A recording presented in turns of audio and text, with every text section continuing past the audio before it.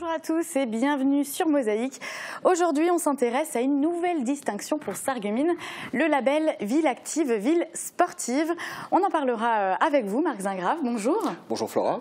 Et puis Sandrine est avec nous également. Salut. Salut. Alors avec toi, on fera le point ensemble sur la question du jour et sur les réponses de nos internautes.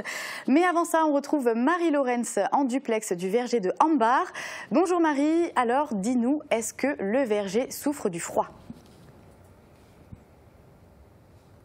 Bonjour Flora, alors contrairement à ce qu'on pourrait penser, les basses températures qu'on connaît en ce moment et notamment la nuit sont bénéfiques pour les arbres. En hiver, ils sont en repos végétatif et ils ne sont pas en fleurs. Et grâce à ces basses températures, les ravageurs et les champignons ne peuvent pas se développer. Idéalement, il faudrait même que ça dure encore un mois avant que les températures ne remontent. Et vous aurez plus d'informations tout à l'heure avec Guy Grosse. Merci Marie. Effectivement, on en parlera tout à l'heure avec Guy Grosse, président des arboriculteurs de Ambar. Tout de suite, on regarde le 60 secondes du jour. Casque, recette en baisse, mais poursuite des investissements. Dans son rapport d'orientation budgétaire, la Casque pointe des dotations de l'État en baisse d'1 demi-million. Cela n'empêchera pas la collectivité d'investir 11 millions dans le développement économique. Du côté des déchets ménagers, pour équilibrer les comptes, les usagers verront d'inévitables augmentations dans les années à venir. Houndelin passe à l'ère 2.0 avec l'arrivée de la fibre optique. Ce sera la 25e commune de la Casque à en bénéficier. Le potentiel des abonnés s'élève à 1400 habitants pour 650 logements. Le marché a été cédé à SFR Altis, anciennement Numéricable. Artak Margarian, lutteur sarregueminois, champion de France, c'est en gréco-romaine, 77 kg qu'il a remporté le titre national samedi au championnat de France à Schildikheim. Il s'est imposé en finale après une année semée de blessures et un tableau très relevé. Twirling, compétition de haut vol à Houndelin en championnat régional de twirling bâton. Les twirleurs jouaient leur qualification pour le championnat de France. 80 sportifs de 8 clubs différents ont aligné ce week-end leurs performances techniques et artistiques.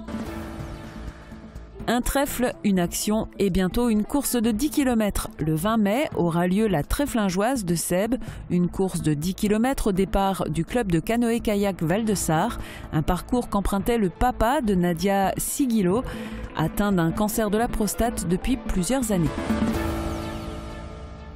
Côté météo, grisaille et froid sont visiblement au programme aujourd'hui. Voyons ce qui nous attend pour demain. Avec le Crédit Mutuel, partenaire des grands événements sportifs.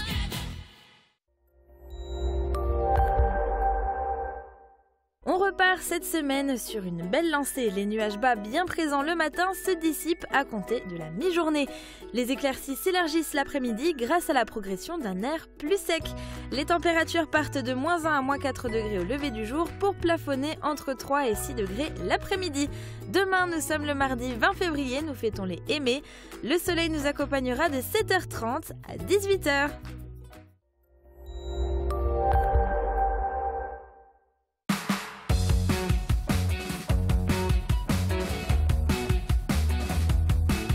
Agi Fermeture, le spécialiste de vos fenêtres, portes de garage, portes d'entrée et de vos portes intérieures. Agi Fermeture, une équipe au service de vos projets.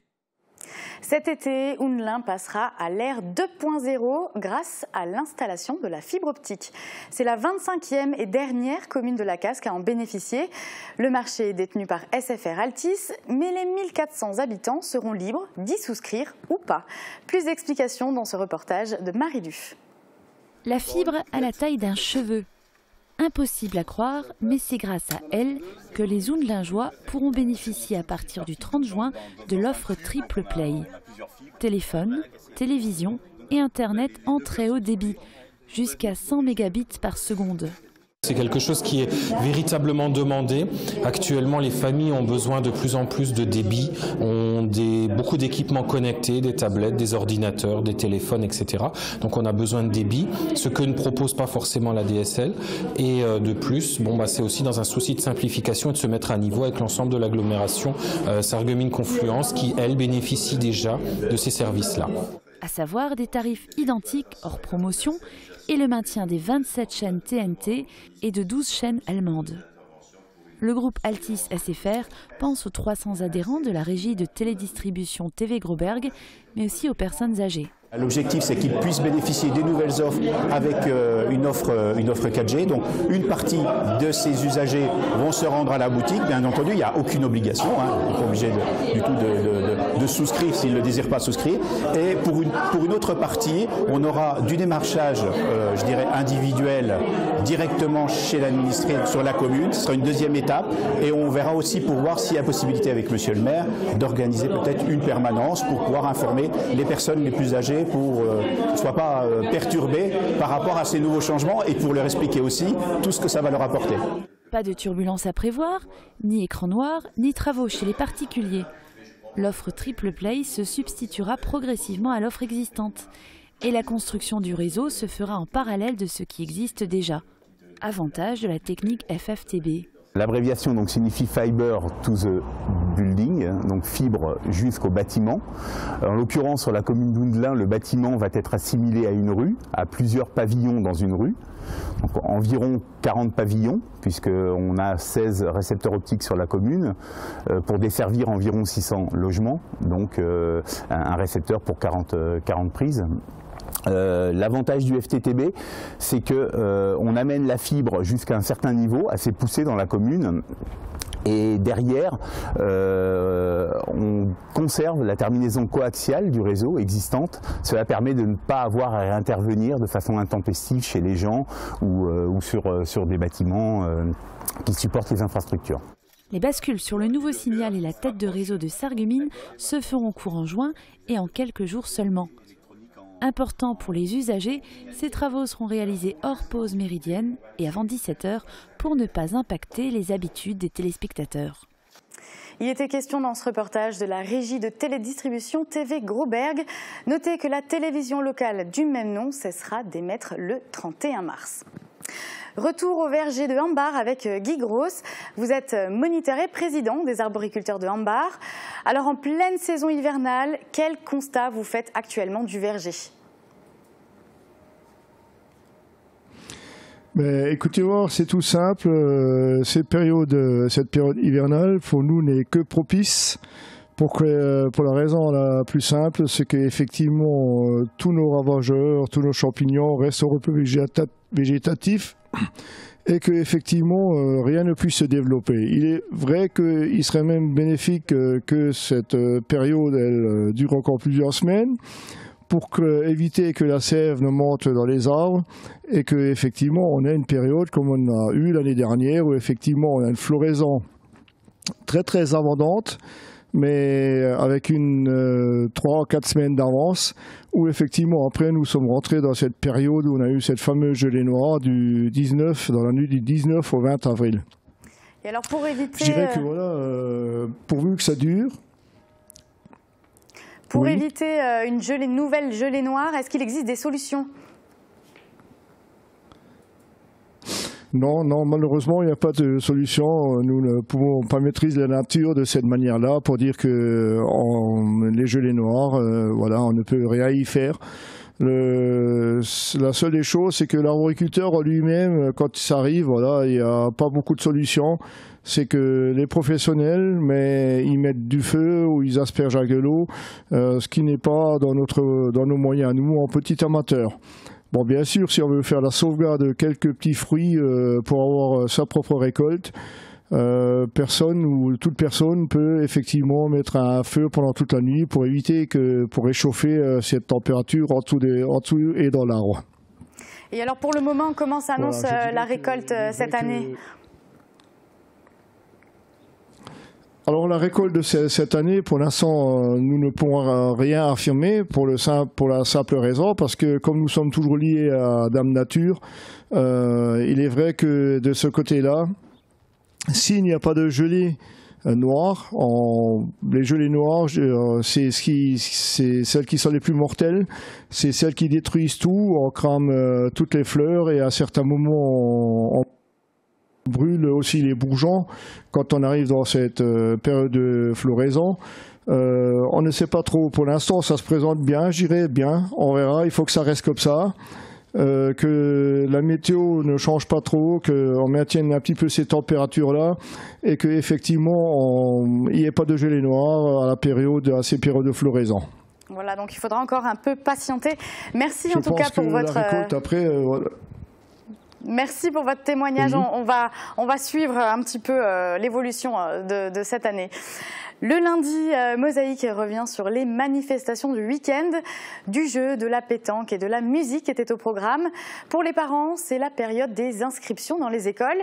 D'ailleurs, ce week-end, l'école ABCM et l'Institut Sainte-Chrétienne ont ouvert leurs portes. C'est tout de suite dans le VSD.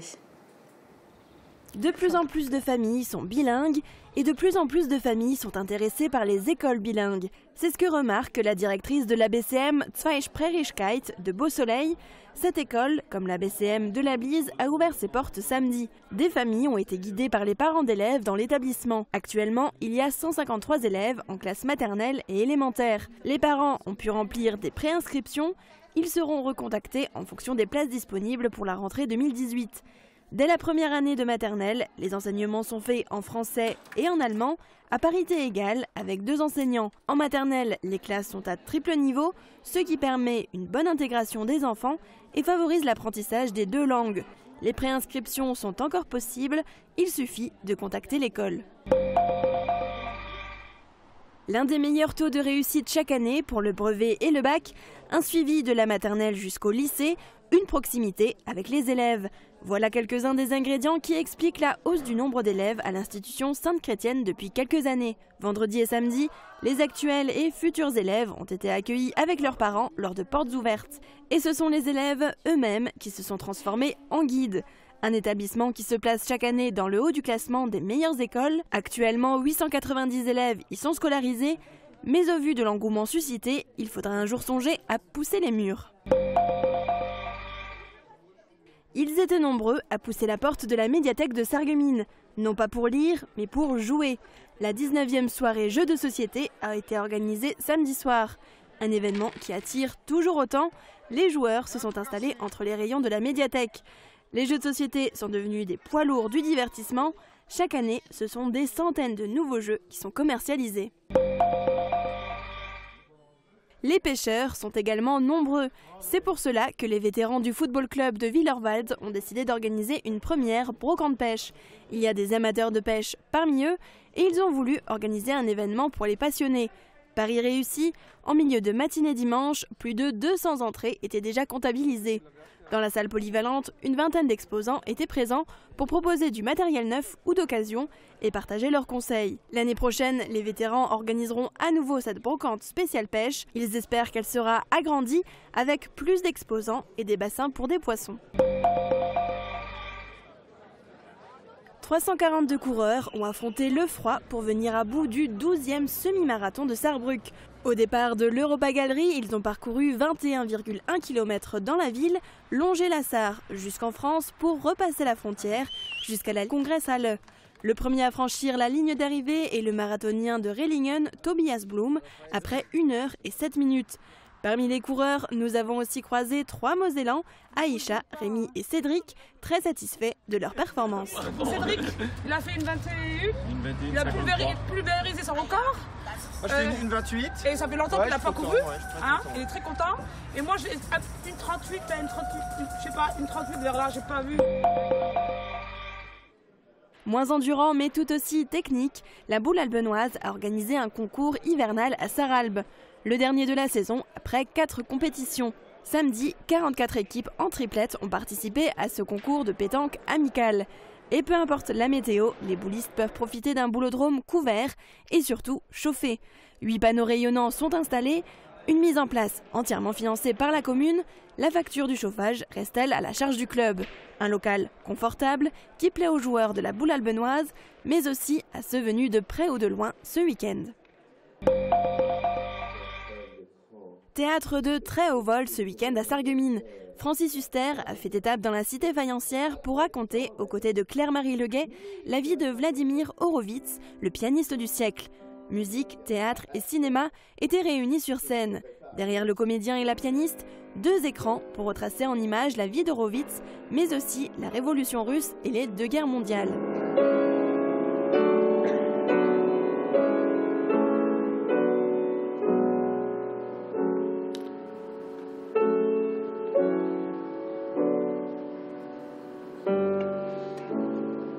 À l'issue de la représentation, le public a pu rencontrer les 2 artistes pour une séance de dédicace et prendre quelques photos souvenirs. L'ensemble vocal du Conservatoire de Sarreguemines a démarré sa tournée de concerts.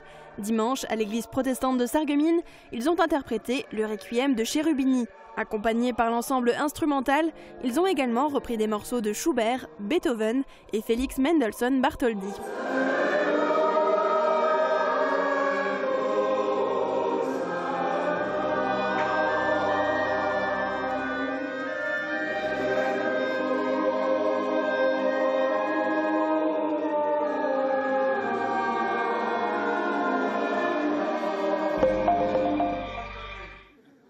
Représentation spéciale pour le Sarregueminer Platttheater.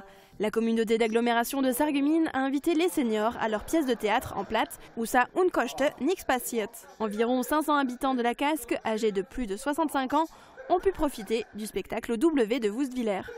Ja, was macht denn jetzt die Diktor über unser Hochzeitsbild? Nein, die abholen. Jesus Gott, die habe ich extra da hingeholt, weil du mal, das ist unter der Glocke sieht, wo du nicht da bist.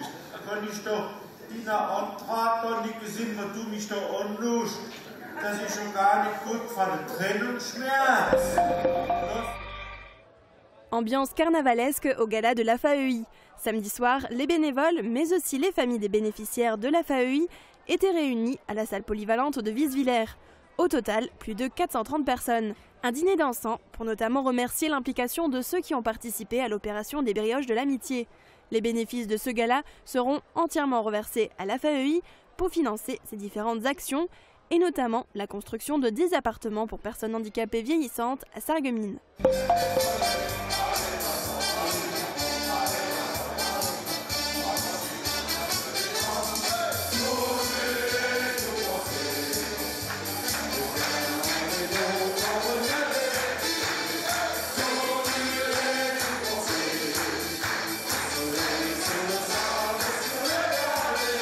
Dinare nous donne envie de partir en vacances.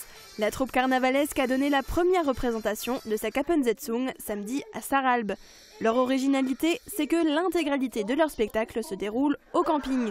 Soleil et bonne humeur étaient au programme de la soirée et Dinare ont donné envie au public de partir avec eux. Leur camping se déplacera samedi 24 février à Großwillerstroff. Ich habe gesagt, ich will auf Ibiza, ich will nicht in den Camping. Ja, jetzt gehst du mal schön zurück, gehst dich anziehen, ne? Ja, das hast du mal selber gemacht, ne? So springen von seiner Mama gewinnen.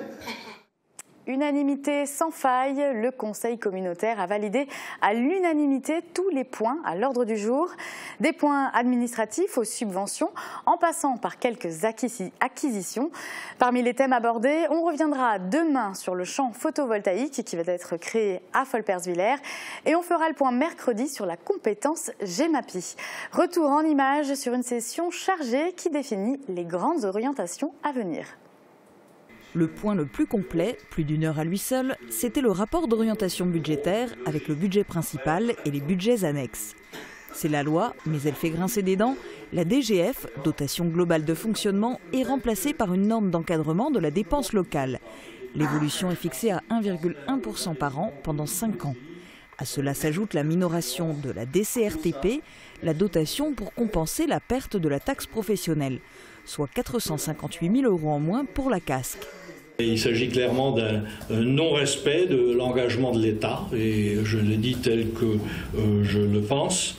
Cette perte doit-elle être supportée par la Casque ou directement par les communes? Pour Roland Roth, la question se pose. Ce sera un geste de plus de la Casque en direction des communes. Quant au dégrèvement de la taxe d'habitation, le terme employé pendant le Conseil est « on est dans le brouillard ». La compensation n'est pas encore définie. Tout cela va entraîner dans les prochaines années une baisse des capacités d'investissement de la Casque. Dans ce contexte, les 8,7 millions d'euros d'excédent du budget de fonctionnement de l'an dernier vont s'avérer particulièrement bienvenus. Et des emprunts supplémentaires ne sont pas exclus. Pour le vice-président Jean Carman, la Casques a les moyens de sa dette, elle reste supportable. Les investissements prévisionnels sont de 9,8 millions d'euros pour 2018, comprenant 6,75 millions en opérations d'investissement et 3 millions de fonds de concours, à condition pour les communes de concrétiser leurs projets à temps.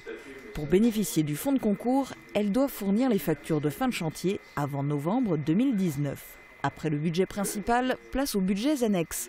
La Casques en a 4. Elle a la spécificité d'avoir un budget annexe pour le développement économique, preuve de l'importance qu'elle lui accorde. Plus de 11 millions d'euros d'investissement sont prévus dans ce domaine, dont environ 6 millions d'autofinancement. Parmi les points soulignés, la cession de l'abattoir, la reprise du golf, la prochaine cession d'un bâtiment relais ou encore le financement du projet médical PET-Scan. L'assainissement fait lui aussi l'objet d'un budget annexe. Depuis le 1er janvier, la Casques en a la compétence globale, collecte, transport et traitement. La capacité d'investissement pour des travaux sur le réseau sera a priori de 2,8 millions d'euros maximum. Et l'endettement de ce budget annexe va plus que doubler, car la Casques reprend l'endettement des communes liées à l'assainissement. Des disparités subsistent à l'échelle du territoire. Le but est d'atteindre à terme une redevance unique de 2,05 € du mètre cube TTC. Le lissage et donc les augmentations se feront sur 10 ans. Troisième budget annexe, celui des déchets ménagers. Le déficit est structurel à cause d'une envolée des coûts de traitement. Le SIDEM a augmenté de 900 000 € tous les ans depuis 2015. En parallèle, la recette de la taxe sur les ordures ménagères n'a que très peu augmenté, la Casques n'ayant pas changé les taux, jusqu'à maintenant. Ce rapport d'orientation budgétaire préconise une augmentation selon la commune d'un montant moyen annuel de 2,8 € par ménage ou par entreprise. Là aussi, il y a des disparités au sein du territoire de la Casques. Le but à terme est d'atteindre un taux unique calculé sur la valeur locative du logement. Et dans les prochaines années, il faut s'attendre dans l'ensemble du territoire à de plus fortes augmentations. Dernier budget annexe, transport urbain. Budget équilibré et pas d'augmentation des tarifs des titres de transport. Et on précise que cette présentation n'appelait pas de vote puisqu'il s'agissait de rapports d'orientation budgétaire. Le vote des budgets se fera lors du prochain conseil le 22 mars. Parents d'ici et d'ailleurs, voilà le thème du débat animé par Nicole Rubio au Centre socio-culturel de Sarreguemines. Dans le cadre du mois de l'enfance, cette psychologue a mis en lumière les différentes pratiques culturelles liées à la maternité. Reportage de Morane Grandcola et Lisa Montana. Parents d'ici et d'ailleurs. Dans le cadre du mois de l'enfance, Nicole Rubio est venue débattre sur la question de la parentalité. Cette psychologue, spécialisée en petite enfance et immigration, a animé une conférence sur la fonction parentale dans les différentes cultures. Elle-même immigrée, elle a étudié les relations parents-enfants du monde entier. Elle s'est penchée sur les notions de parentalité, d'autorité, de culture et d'identité. Les pratiques culturelles propres à chacun ont alimenté la discussion. Un documentaire sur les différentes coutumes liées à la maternité a été projeté pour illustrer ses propos.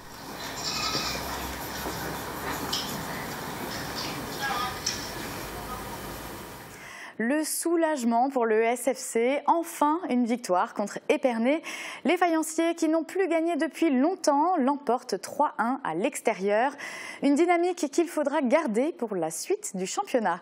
On regarde le résumé en images.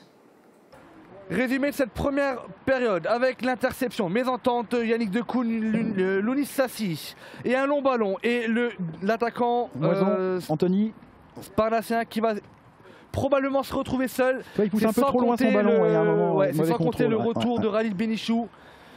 Allez, Brian pour Sédou. Brian qui lui remet. Sédou qui est pas en jeu. Brian Babit. Et l'ouverture du score pour le Sarreguemines Football Club, signé Brian Babit à la 16e minute de jeu. Et là, on va voir, premier centre, il va y avoir une série de 3 centres, côté droit avec Descotes. Avec le ballon dévié, deuxième centre, dégagé dans l'axe par Adebayo, le numéro 6, Corentin Lefebvre pour la reprise de volée, non cadré. Descotes, encore lui. Voilà. Attention, long ballon de poteau, attention. Lâchons. Attention. Et but. Égalisation pour Épernay. Et Mehdi Wada frappe. Et voilà, quel but de Mehdi Wada. Mehdi Wada qui redonne l'avantage aux Sarregueminois d'une reprise de volée sur une déviation d'Hassan Mbarki. Quel but! Le coup franc d'Hassan Mbarki qui va aller chercher côté ouvert, qui ne sera pas cadré, qui passe à 1 mètre du but à mon avis. Allez Mamad, pas la perdre. Allez Hassan, il n'est pas hors jeu. Non. Allez, il y a Brian au centre. Allez Hassan! Allez Hassan! Oui, Brian pour le doublé! C'est le but. Brian Bambit pour le doublé! Ah si, c'est la frappe de Guillaume Ruiz, rentrée dans le dernier quart d'heure, qui va se mettre sur son pied gauche, qui va enrouler la frappe. Et elle ne doit pas passer très très loin. La première impression, c'est une impression de soulagement dans la mesure où on était vraiment dans le besoin urgent de gagner des matchs, enfin de gagner un match pour pouvoir relancer une dynamique. Ça fait quand même 3 mois qu'on n'a pas gagné. La dernière victoire remonte au 19 novembre 2017. Il y a 6 matchs qui sont passés depuis. On a eu 3 nuls, 3 défaites. Je pense que sur les 6 matchs, on doit en gagner au moins 3 voire 4 parce que le contenu était présent. Aujourd'hui, je suis content parce que le contenu il est effectivement, il est effectivement présent. Je pense que je regrette même, on va dire, de ne pas avoir tué le match plus tôt parce que on se retrouve à 2-1 à la mi-temps, quasiment sur la seule demi-occasion quasiment à la mi-temps, et nous on tape la barre. Hassan n'a quand même pas beaucoup de réussite aujourd'hui. Il en a marqué 3, je pense. Et c'est un moindre mal qu'on gagne ce match, je trouve. Je pense que le score aurait pu être plus lourd si on avait plus de réussite. Et là, je vous l'annonce, la victoire du Sarreguemines Football Club ici à Épernay sur le score de 3-1. Une victoire qui nous fait vraiment du bien au classement. Et vous le voyez sur ce tableau, le SFC est désormais 11e du classement de National 3 avec 21 points. On marque une courte pause et on se retrouve juste après avec notre invité du jour. Il sera question à nouveau de sport. A tout de suite.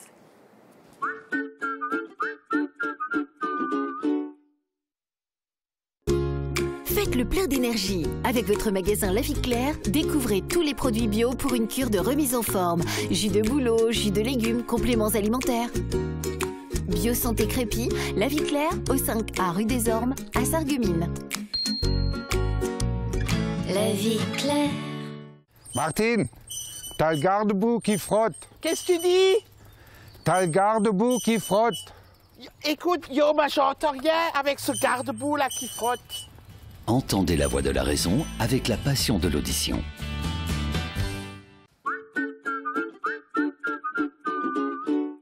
La question du jour s'intéresse aujourd'hui aux jeux de société et surtout avec qui vous aimez jouer. On regarde. La médiathèque de Sarreguemines a organisé une nouvelle soirée jeux de société. Des joueurs de tous les âges en ont profité. Et vous, avec qui aimez-vous jouer? Plutôt en famille ou entre amis? Dites-le nous dans les commentaires. Alors Sandrine, finalement, il n'y a pas eu beaucoup de réponses aujourd'hui à la question du jour. Non, mais je pense qu'ils étaient tous à la médiathèque en train de jouer. Ils étaient trop occupés pour répondre à notre question. Mais j'ai quand même eu l'avis de Kinette qui visiblement joue plus en famille. Elle nous dit « Je joue à la bonne paye avec ma fille de 9 ans. Elle a découvert le jeu au périscolaire et ne se lasse pas d'y jouer. » Et Laura, elle aime les deux. Elle nous écrit « Je n'ai pas de préférence. J'adore surtout les jeux de cartes, Uno, Bataille, Caracol. Je joue aussi au jeu Jenga avec mes enfants ou bien encore Blocus ou Hippoglouton, il y en a encore plein d'autres que je n'ai pas cités, mais j'aime jouer que ce soit en famille ou entre amis. C'est vrai que je ne les connais pas tous, non, tous ces jeux. Bon. Et puis il y a du nouveau sur Facebook, tu voulais profiter d'être sur le plateau pour nous expliquer un petit peu. Oui, alors il y a quelques changements, il y a quelques semaines, il y a le PDG de Facebook qui avait annoncé qu'il allait modifier le contenu du fil d'actualité en mettant maintenant les publications de nos amis plus en avant et moins de contenu des pages, donc ce qui va directement nous pénaliser. Alors, pour continuer à nous suivre régulièrement, il vous suffit de faire juste une petite chose. Il faut modifier dans vos paramètres d'affichage tout simplement ce que vous voulez afficher en premier. Donc, il faut aller sur notre page et chercher dans les propriétés en cochant sur abonnement, cocher juste voir en premier. Et du coup, ça nous permettra, enfin, ça vous permettra aussi de nous avoir toujours dans votre fil d'actualité. Alors, pour vous, c'est pas grand chose à faire, c'est juste une petite manipulation. Mais pour nous, ça va vraiment tout changer. C'est vrai qu'on a énormément besoin de nos internautes, ils communiquent avec nous, ça nous permet de garder contact aussi avec eux et d'avoir un suivi de ce qui leur plaît et aussi de savoir ce qu'ils ont envie de voir sur notre chaîne. Donc c'est important pour nous. Alors si vous pouvez faire ces deux petits clics, ce serait cool. Voilà, le message est passé. Merci Sandrine. De rien. Marc Zingraf, ensemble on va parler du nouveau label attribué à Sarreguemines, le label Ville Active, Ville Sportive. Alors c'est un label qui est attribué aux communes qui développent et promeuvent en fait l'activité physique et sportive. Alors déjà, Sarreguemines était candidate. Est-ce que c'est le label qui est venu à vous? Comment ça s'est passé? Eh bien, nous avons déposé notre candidature, évidemment. Nous avions entendu parler de ce label via l'ANDES, l'Association nationale des élus en charge des sports. Nous avons rempli ce dossier qui est assez lourd, assez pesant. Les services des sports ont beaucoup travaillé, mais le résultat est à l'arrivée. Et puis il y a eu une remise, la remise de ce label qu'on a avec nous aujourd'hui. Alors vous avez reçu ce label, ce panneau, il va être affiché où? Comment ça va se passer? La remise, c'était où? Voilà, nous avons reçu ce panneau des mains même de la ministre des Sports, Laura Flessel, en mairie de Toulouse, le 1er février, donc il y a peu. Il a une forme qui le prédestine à l'affichage en entrée de ville, sur les panneaux d'une manière ou d'une autre. Voilà, donc il présente fièrement les 2 lauriers que nous avons obtenus à ce stade-là. Donc il reste juste à lui trouver un emplacement finalement. Oui. Voilà. Alors ce label, il est valable 2 ans. Oui. Donc il va être aussi visible sur toutes les communications de la ville. Oui. Concrètement, qu'est-ce que ça apporte d'avoir ce label? Alors c'est une distinction essentiellement honorifique. Il n'y a pas d'argent à la clé, mais il a le mérite tout de même de nous permettre de communiquer en ayant fait la preuve de la conformité de notre politique sportive avec les critères nationaux actuels. Et ça permet de voir qu'on va dans le bon sens. On peut donc continuer à travailler pendant au moins 2 années dans ce sens-là, et puis espérer peut-être avoir un laurier de plus d'ici 2 ans encore. D'accord, et c'est vrai qu'il faut dire qu'il y a énormément de manifestations sportives, ou en tout cas d'initiatives sportives à Sarreguemines. Si on doit en citer quelques-unes, on a la fête du sport, le palmarès sportif, les tickets sport, les 10 km de Sarreguemines. Qu'est-ce qu'on a d'autre encore? Je choisirais par exemple Perchanville, l'opération qui fait bien le lien entre un club, l'ASSA, ce qu'il nous propose dans les rues de la ville de Sarreguemines, et l'attractivité du centre-ville, notamment les commerces. Voilà. J'aime bien cet exemple-là parce que ça nous rappelle que le sport et le dynamisme sportif à Sarreguemines, eh bien, il profite à tout le monde. Il profite à tous les acteurs de la ville et à toutes les thématiques. Voilà, c'est un vrai levier finalement pour la commune. Il faut aussi faire un petit point quand même sur le nombre de licenciés, le nombre de clubs à Sarreguemines. C'est finalement tout le temps en évolution, ou en tout cas stable. Voilà. Un des critères du label, justement, c'est ça aussi, c'est ce nombre de licenciés. On a à peu près 7000 licenciés sur Sarreguemines. Nous avons à peu près entre 60 et 70 associations régulièrement. C'est un chiffre qui ne décroît pas, mais qui augmente même sensiblement. Et puis les manifestations, on voit la fête du sport à l'image. Ça permet notamment de continuer à garder un lien avec les habitants, de les faire venir dans ces clubs. C'est important aussi. Tout à fait. Le sport, c'est du lien social, c'est de la santé, c'est, je dirais, de l'attractivité tout court, en matière de tourisme aussi. Sarreguemines est connu pour proposer des spectacles, des animations, des résultats sportifs extraordinaires. Voilà, donc c'est tout plus pour la ville. Voilà. Et puis Sandrine, sur nos réseaux sociaux, on a constaté que le sport était pas mal suivi par nos internautes. Tout à fait. Alors depuis début septembre, on part à la découverte tous les lundis d'un sport ou d'un club sportif du secteur à travers des reportages qu'on a réalisés, qu'on publie également aussi sur notre page Facebook. Alors j'ai remarqué quelque chose aujourd'hui, j'ai essayé de faire un petit bilan. Depuis le lancement, on a déjà réalisé 21 reportages sur le secteur et en fait il y en a 10 qui concernent directement Sarreguemines. C'est quasiment la moitié, c'est énorme. Et du coup, on est déjà parti à la découverte de plusieurs clubs. On est parti à la découverte de l'ASSA et de ses sprinters, des loups alpha du club de basket, de 2 participants au raid Sarre-Moselle, du club de rugby, de la lutte, de l'équipe de roller derby, des clubs de foot de Neunkirch et de Beausoleil, du club de volley. Et on a également rencontré Baptiste Klein qui joue au club de tennis. Et il nous en reste encore beaucoup d'autres à aller voir. Donc on peut vraiment voir que le sport est vraiment très bien représenté à Sarreguemines. Voilà, c'est la preuve finalement que ça bouge pas mal. Voilà, c'est bien la raison d'être de ce label. Voilà. Et alors, avec l'obtention de ce label, qu'est-ce qui est attendu pour l'avenir? Est-ce qu'il va y avoir de nouvelles manifestations sportives, de nouvelles initiatives? Je pense que le label déjà nous encourage à continuer à travailler comme nous le faisons. D'une part, en pensant aux clubs, à leur réussite et évidemment aux résultats sportifs, mais aussi à cette idée que chacun doit pouvoir accéder au sport, pratiquer, s'épanouir à travers le sport dans ce qu'on appelle une notion qui est un peu barbare, le sport de masse. Non, mais c'est surtout l'accès de tout le monde à la pratique sportive. Et puis travailler aussi en faisant toujours cette démonstration que le dynamisme sportif profite à tout le monde. D'ailleurs, le label, vous remarquerez que c'est ville active et sportive. Active d'abord, sportive ensuite, dans la formulation, à savoir que le label lui-même veut montrer que le dynamisme sportif est au service de tout le monde. Voilà, bah écoutez, il me reste à vous féliciter pour ce label et puis à vous remercier d'être venu sur notre plateau pour nous présenter ce label et on a hâte de le voir affiché sur les entrées et sorties de la commune. Voilà, bah c'est la fin de cette émission. Merci de l'avoir suivi. Je vous souhaite à tous une très belle semaine sur Mosaïque.